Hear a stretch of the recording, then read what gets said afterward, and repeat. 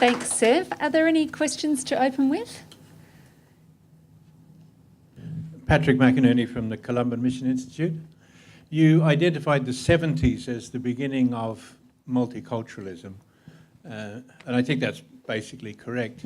However, I'd like to suggest that that phase of multiculturalism is actually a restoration rather than an innovation.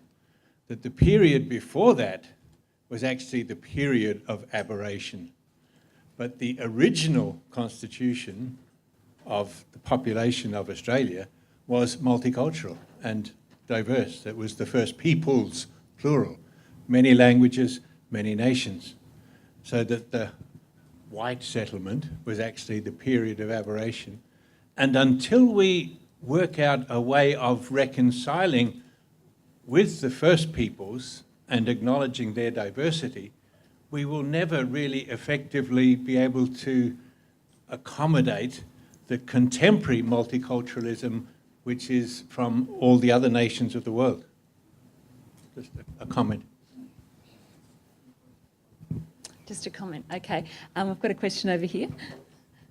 Unless you'd like to respond, sorry, you'd like to respond, so would you like to? Apologies. Basically, I agree with what you are saying. And Aboriginal Australians are really at core of it. And until that issue is not solved, we can't talk about multiculturalism, because when you look at opportunities, and it's what we are fighting for, Aboriginal people in Australia are still having the least of it. I'm Salim from the Egyptian community as well.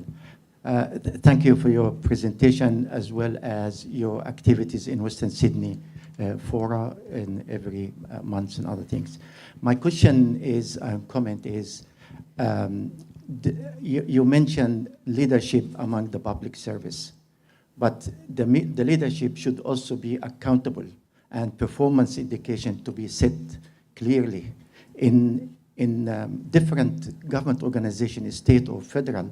When it comes to economic management or cost cutting, the first thing they cut multicultural programs.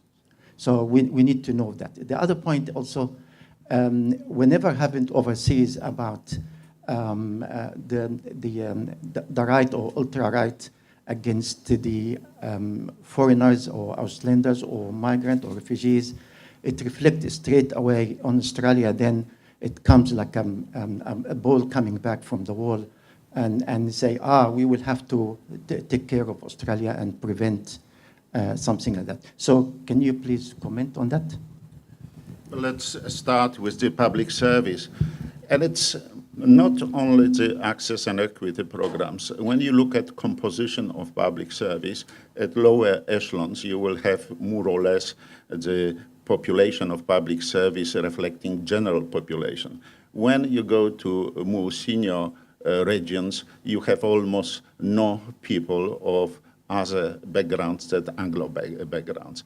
And therefore, I'm saying that it won't work until we have similar mechanism to what women secured and are enforcing through VGA.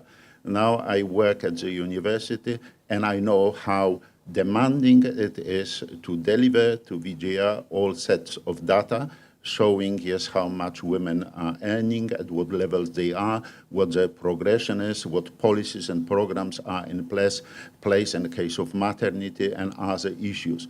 And I must say all these statistics are in the system. Mostly, many statistics relating to migrants are in the system. What we need to do is to put formal accountability that our largest institutions are reflecting our diversity. Yeah, regarding international issues, it's difficult to say. I came from Poland, which was going through solidarity period, and I must say it was the time I got involved with international politics in defense of solidarity. And in Australia, in a way, it worked very well for me because it gave me access to a whole range of top politicians on both sides because they sympathize with solidarity issue. So in a way, my professional career a bit benefited from my political activities because I didn't leave my baggage home. I was exercising some issues here. But of course, not everyone overseas cause is as politically popular as Solidarity. And especially now when you are coming to IS, when you are coming to terrorists, unfortunately, these things do impact on Australians who came from the countries where it's happening, or for Australian of certain religious background. And I think, therefore, we need to have very clear government policy and action helping to distinguish between what's domestic and international. And on top of it, really, the key issue is the people need to be able to enter Australian society deeper than basically the issue of trust isn't there anymore. Now, we're running very close to, if not over time. Do you have time for a few more questions, do you think, Ahmed? One more question. I think this gentleman was first. I'm sorry.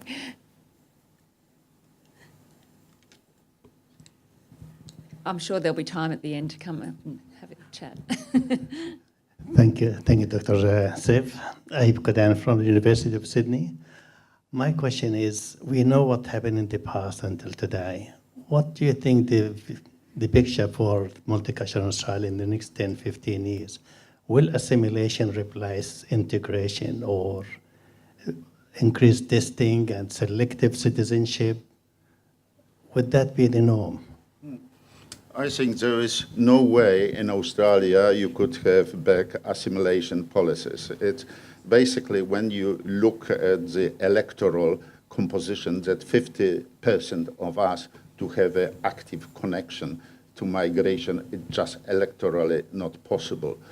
I would like to have, however, much more leadership happening here, and I would like to have much more kind of information campaign, especially reaching to Australians who, not like we in Sydney, do not experience the diversity and they are afraid of it.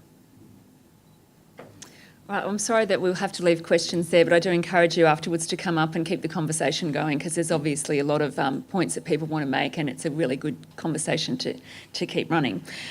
So I'd like you to join with me in thanking Sev for a really interesting discussion this afternoon and for sharing his insights on multiculturalism.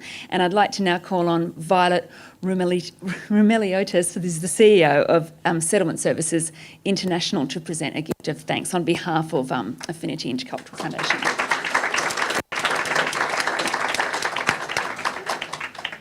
Well, it's a great honour for me to offer a vote of thanks on behalf of all of us here, Sev.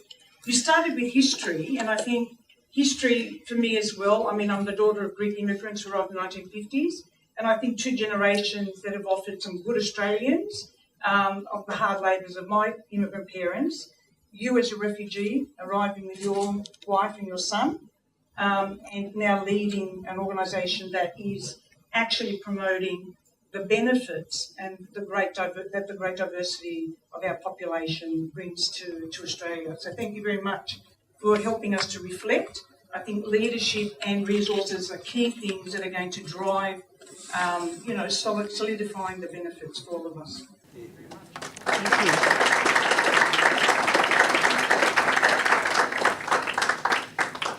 Thank you, Violet. And Affinity relies on local businesses and individuals to fund many of its programs and events. And so I'd like to join with Affinity in thanking them for their support, which helps bring everyone together in discussions such as this. And finally, I'd like to call on our host, Ahmed Pollard, who's the Executive Director of Affinity, to deliver a final thanks.